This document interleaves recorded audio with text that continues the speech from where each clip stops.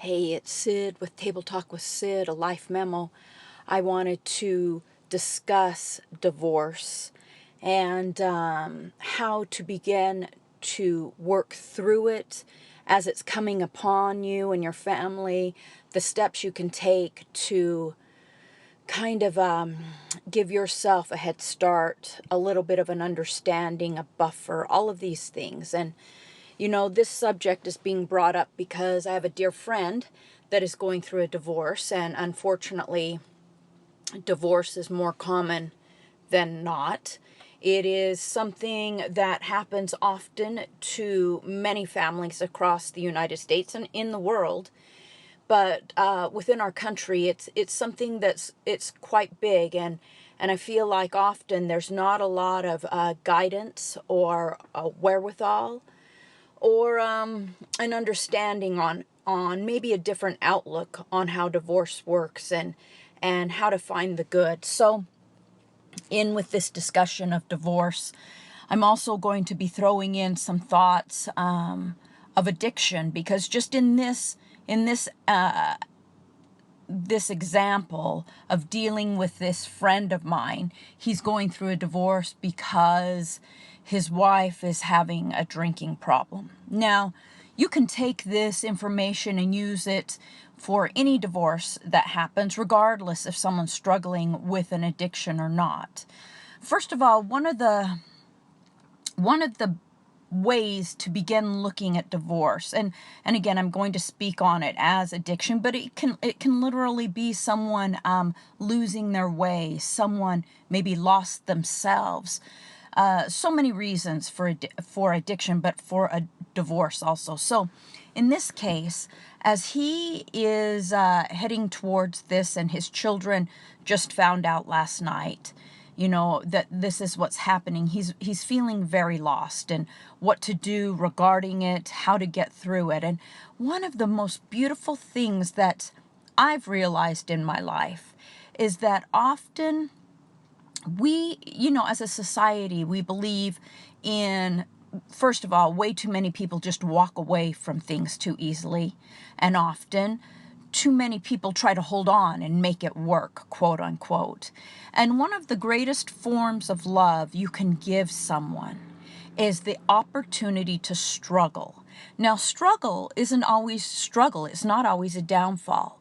Struggle is one of those things that increases the value of how someone sees something, how someone nurtures something. Struggle offers the feeling of loss so that a soul can determine, you know what, I just lost something and it was very valuable to me. So it pushes change. Struggle forces people to think differently, to problem solve, and to determine clear down in their soul that they want different. And often, change does not happen without struggle. Struggle is actually a gift from your higher powers.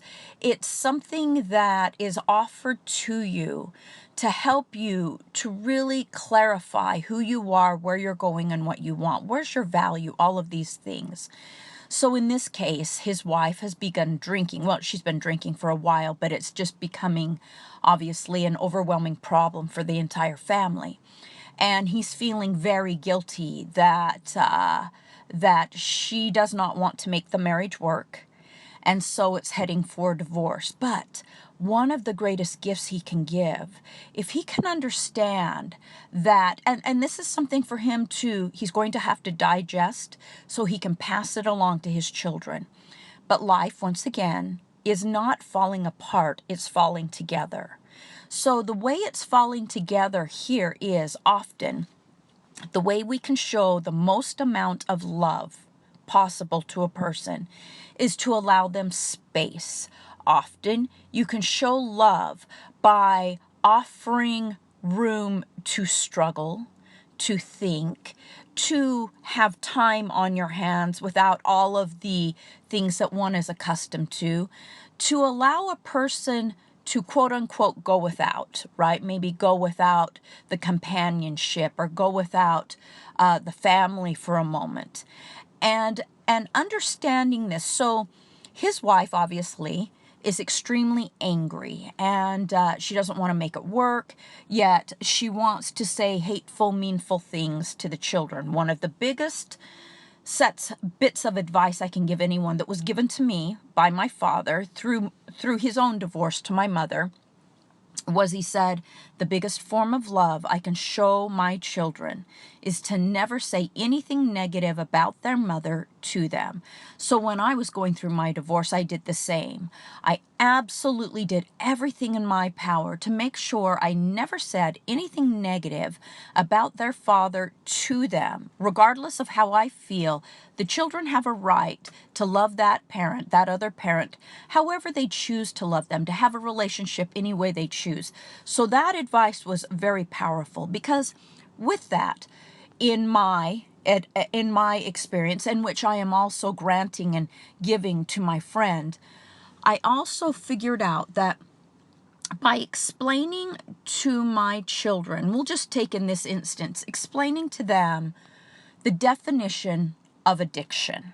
Okay, what is addiction? Addiction is something that owns you. It takes over your thoughts, your mind, your beliefs, your habits, your body, your everything, your soul. It owns you. So teaching them what addiction is, then teaching them that individuals will come and speak to you. They will give you stuff.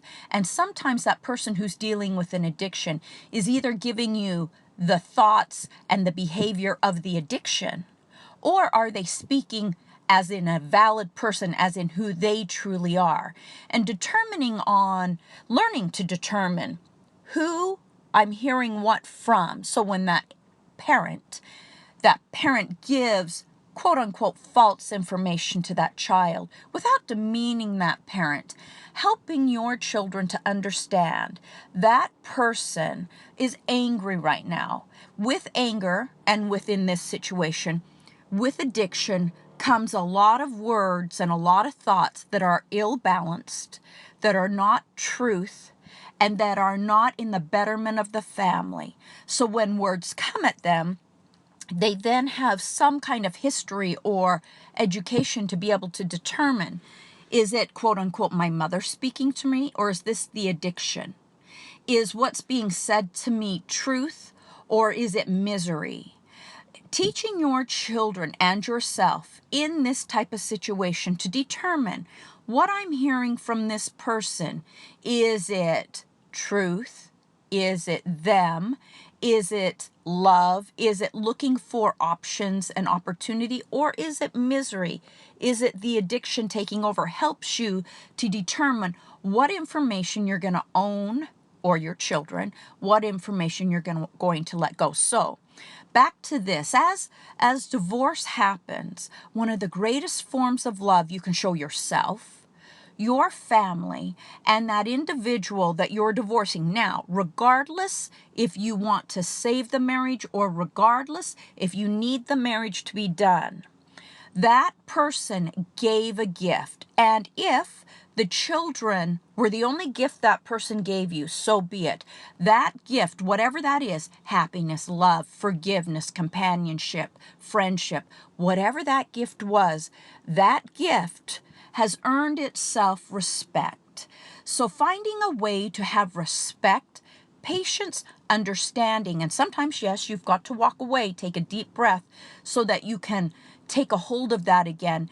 Because within divorce, if you can remember that there is good, there was good, and the biggest form of gift and blessing and offering you can offer yourself, your children, and the person you are divorcing is often space. It's often time to ponder, time to struggle, the opportunity to think, the opportunity to not have everything that they had before at their fingertips, but yes, the opportunity to be sitting alone for a while. Struggle can be one of the most brilliant gifts you give yourself and you give that other person, because struggle pushes you, it pushes your partner to consider, all right, where am I? Where is it I want to go? What kind of life do I want to have? What do I want for my children? How is it that I'm going to find the good in this so that I can go on and not feel bitterness, yet feel grace, gratitude, and an opportunity that I was educated, and that this 15 years or 20 years or 5 years or 2 years or whatever it was not a loss. It's not a loss to my children. It's not a loss to me. It was a moment of being gifted with certain things. And you're going to have to think back. What were those things that that individual gave you? What were those things that that individual did for the children? What, even if it's only one thing, if you can find it, when you can find the good, when you can find that, you can find your strength. Strength that comes from finding the good, from finding your grace, from finding the things that went well. There's a thing that's built into peace. Peace comes when you're able to really define who you are. Where are you going? What is it you want in life? Where's your value? And then understand, some people, regardless if they were married to you or not, some people are meant to be in your life for a lifetime, and some people are meant to be seasonal people. Again, the story I tell all the time: a reason, a season, a lifetime. A reason, a person that comes into your life, maybe to coach your children for a little while at the grocery store, a lifetime, your parents, your children, sometimes a partner. Those seasonal people, highly powerful. Some of them leave you with children, patience, love, understanding, forgiveness, how to manage anger, how to overcome. All of these things, once they've given their gift, they must move on. They will move on loudly. They will move on silently, but they must move on. And that's part of the gift. They leave your journey open for you to take the gift they've given you, whatever that is, to ponder it, to live with it, to learn from it, to be educated, to become a better person because of it. Then they move on, allowing you to move on. This thing of divorce doesn't have to ruin people, children, and families for the rest of their lives. Yes, it's a hiccup. Yes, it's extremely difficult. Yes, it is something that has to take time. You can't just be over it. You just can't work through it by tomorrow. It takes time.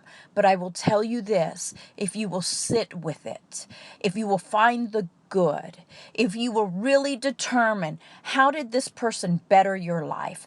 How did they better your children's life?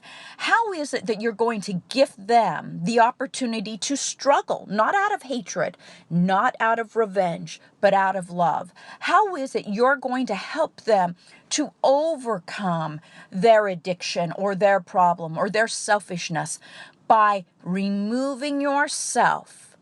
Maybe sometimes removing family, so that they can problem solve, so that they can look at their life. Now, I do advise, now, finding the correct and the right and the best counselor, therapist, psychiatrist for you and your children is almost a must. However, finding the wrong one is just as much a downfall as not having one.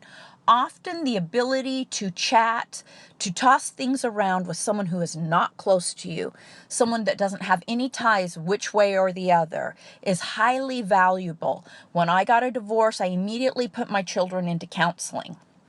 And it took me a few minutes to find the right counselor for each child, but I will tell you this: the smartest thing I have done, because it gave them a venue to be able to speak even about me, about the situation, about their mom and dad, with not feeling like they would have to answer to anyone. They had a place to vent their feelings freely without feeling like they were going to be held responsible for those feelings. It was empowering. And I will tell you, I also went and found some help. Now, it took me a minute to find the right person for me, but that ability to really vent, to really speak to someone about the issue, not looking for a crutch. You don't want to go and find someone that you need to be with, talking to for the rest of your life. You just want someone who you feel gives good, grounded information, good grounded outlook on life, so that you can participate in your own future, your own overcoming, your own ability to help your children to do the same with the most balance, inspiration, motivation, grace, and gratitude as possible. So I do advise, as you go through this change, to find ways to find the good, to understand your life is not falling apart, it's falling together, to understand you're being gifted and blessed at this very moment to do different, to be different, to create different for you and your children,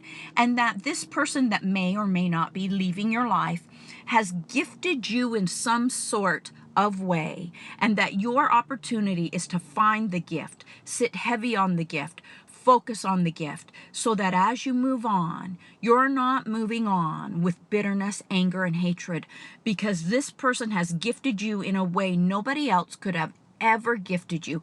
That is their blessing to you.